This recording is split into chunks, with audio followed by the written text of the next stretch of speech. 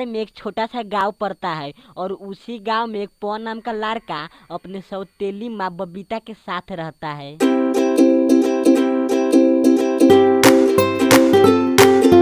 बबीता पवन की सौतेली माँ होने के कारण पवन से बहुत ही अधिक काम करवाती थी, जबकि अपनी बेटी सीता से एक भी काम नहीं करवाती थी।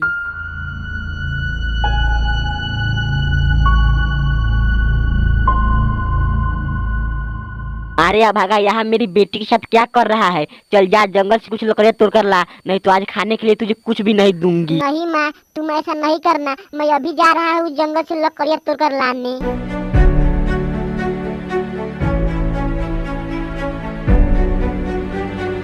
माँ, मैं भी लकड़ियाँ तोड़ने के लिए भैया के साथ जंगल में जा रही हूँ। नहीं बेटी, जंगल से लकड़ियाँ तोड़ कर लाना कोई आसान काम नहीं है, तुम वहाँ मत जाओ।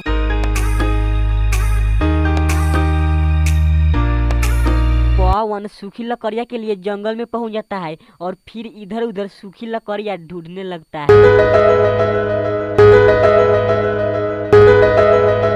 काफी देर इधर उधर देखने के बाद भी पवन को एक भी सूखी लकड़ी दिखाई नहीं पड़ता है, जिसके कारण पवन उदास होकर फिर अपने घर लौट आता है।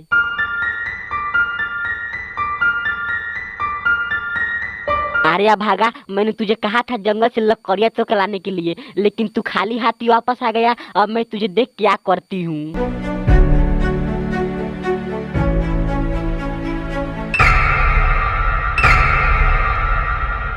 पवन अपने सौतेली माँ के पिटाई के मार से रोने लगता है।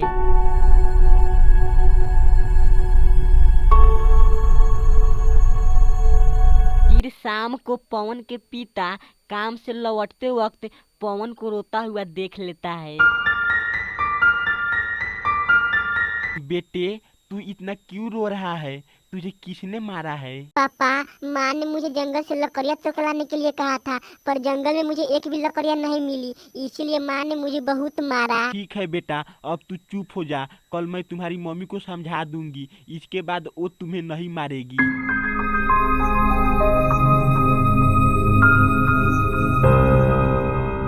बबीता, कल तुमने पवन को क्यों मारा? अगर आज के बाद तुमने पवन को मार दिया तो समझ लेना हमसे बुरा कोई नहीं होगा। ठीक है जी, हमसे गलती हो गई, आज के बाद मैं पवन को कभी नहीं मारूंगी।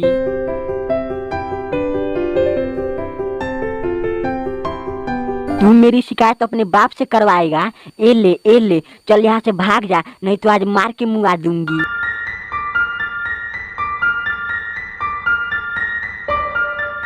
पवन अपने सौतेली माँ बबीता के मार के डर से भागते हुए जंगल में एक नदी के पास आ जाता है। फिर पवन बहुत ही उदास हो जाता है और खड़ा होकर नदी के पास ही रोने लगता है। काफी देर हो जाने के बाद भी अब तक पवन रोते ही रहता है। ओहो मेरे प्यारे बच्चे, मैं तो एक राजेश नाम की जदुई चिड़िया हूँ जो जल में रहता हूँ, पर तुम कौन हो जो इस नदी के पास रो रहे हो? पवन जदुई चिड़िया को अपने सौतेली माँ के बारे में सब कुछ ही बताने लगते हैं।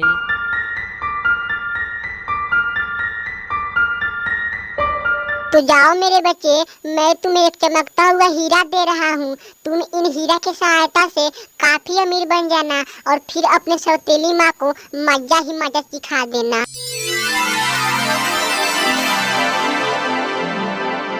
पवन जदुई हीरा को पाकर बहुत खुश होता है और फिर रात ही रात जमीन खरीद कर एक बहुत सुंदर मकान भी बना लेता है। इधर पवन के सौतेली माँ बबीता को पवन के बारे में सब कुछ ही मालूम हो जाता है। फिर रात होते ही बबीता पवन के घर आ जाता है और फिर जदुई हीरा को चुरा कर अपने घर ले आता है।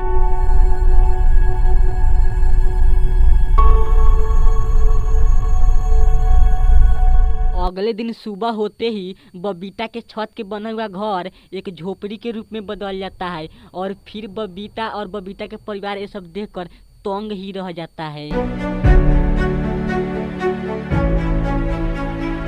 बबीता, ये मैं क्या देख रहा हूँ? अपना छत का बना हुआ घर अचानक से झोपड़ी में क्यों बदल गई? बबीता अपने पति को अपने किए गए गलती के बारे में सब कुछ ही बताने लगते हैं। तो अभी कुछ देर बाद इन लोगों का बात सुनकर इन लोगों के सामने पवन भी आ जाता है। माँ, ये सब उस जदुई हीरा की वजह से हुआ है।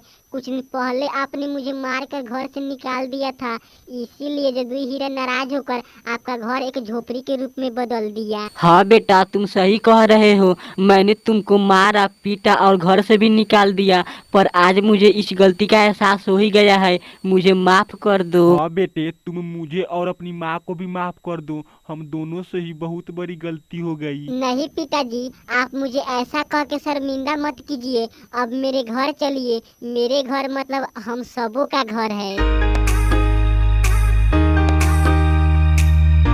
अब पवन अपने सौतेली माँ को माफ कर देता है और फिर अपने घर में अपने परिवार के साथ खुशी खुशी रहने लगते हैं।